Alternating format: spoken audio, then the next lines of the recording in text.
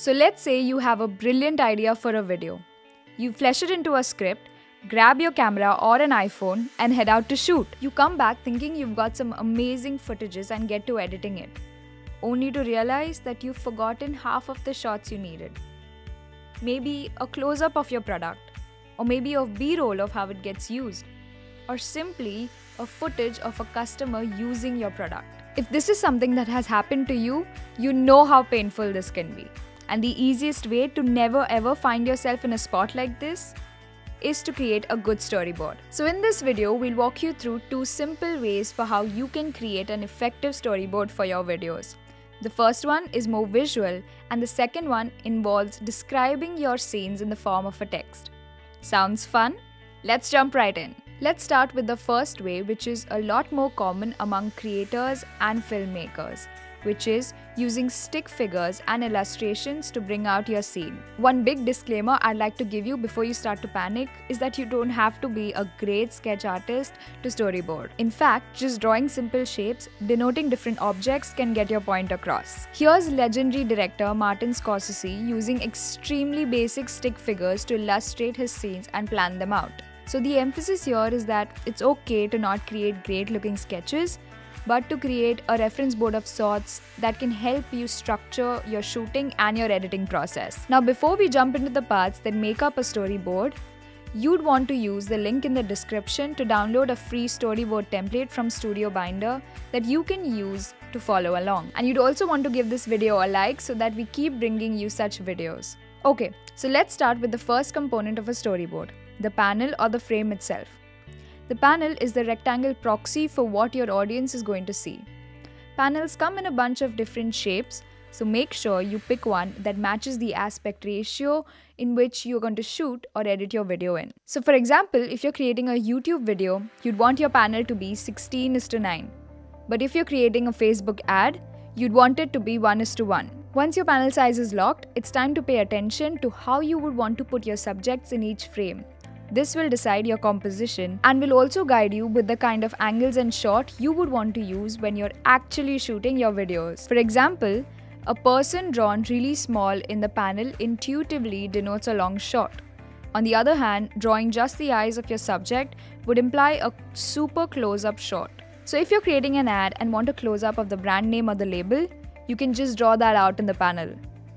How you're seeing the subject from the panel will also denote the angle that you want to shoot your scene from. For example, if you have a scene where you want to show your subject talking to the camera, like in a vlog, you'd want to draw him at eye level. On the other hand, if you want to show your point of view when you're looking at your feet on a beach, you'll want to draw this from a top angle. You can also indicate motion in your frames with the help of arrows. Let's say you want to indicate that your subject moves from left to right in the frame. You can draw an arrow pointing to the right next to the subject. There are no fixed rules to using arrows. The only thing that you would want to ensure is that they're easy to read and they tell you exactly what motion to expect in that shot. Now, if you want to add more detailing to your shots, you can add arrows inside your panel to indicate the movement of your characters, or around the edges to indicate camera movements, like pan or zoom. Again, you can always detail this out with the text next to your arrow or below your panel to add more clarity and avoid any confusion while shooting your footages. Okay, now let's come to the second way you can use to storyboard your videos. That is, through a written instruction that go hand in hand with the script detailing how you want your visuals to be. You can use the storyboard for when you're creating short-form bite-sized content like a 30-second Instagram ad or a quick promo video for your brand. We'll use a promo video we created last year to take you through the steps. If your video has a voiceover that'll form your entire script, you'd want to first flesh out your voiceover text as we did here. Next, you'd want to split these scenes based on when you imagine your visuals to change. For instance, in our video, we imagined the visual of the astronaut to be there throughout our first 3 lines of the text, and hence, they will be combined into scene 1. Our second line needed to have a separate visual that showcases how we only got a few views, so that became our second scene, and so on and so forth. Now, there could be instances where you'd want multiple clips to play in the same line of a text. For instance, a montage. and that should be okay since you'd be able to add those in the next steps. Once we have our voiceover script separated into scenes like this, you can then go in and add 2 more layers of details. A. What is the visual imagery you are expecting to play out here? B. Is there any text that you want displayed on the screen, like a discount code or a CTA or some text that is important and needs to be on the screen? So for instance, in the last few scenes of our video, we wanted to emphasize certain parts of the voiceover since they were the key takeaways we wanted people to remember. So we added them as supers and along with the visual imagery we needed. The last and the final layer of detail you may want to add is the audio. If there's any specific way you want the music to kick in, or if there are any sound effects you may want to add to your video. And there you have it. You now have a scene-by-scene breakdown of the video that you exactly know how you want to shoot or edit it.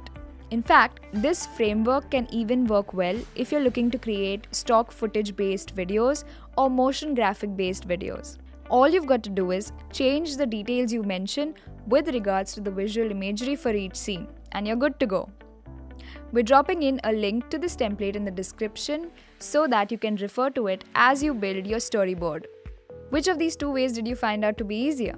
Let us know in the comments below along with any questions you may have with regards to turning your scripts into storyboard. And if you want to learn more about how you can master visual storytelling in your videos, you may want to check out this video where we run you through 5 key steps on how you can create cinematic videos. This is Christine from InVideo and I'll see you in the next one.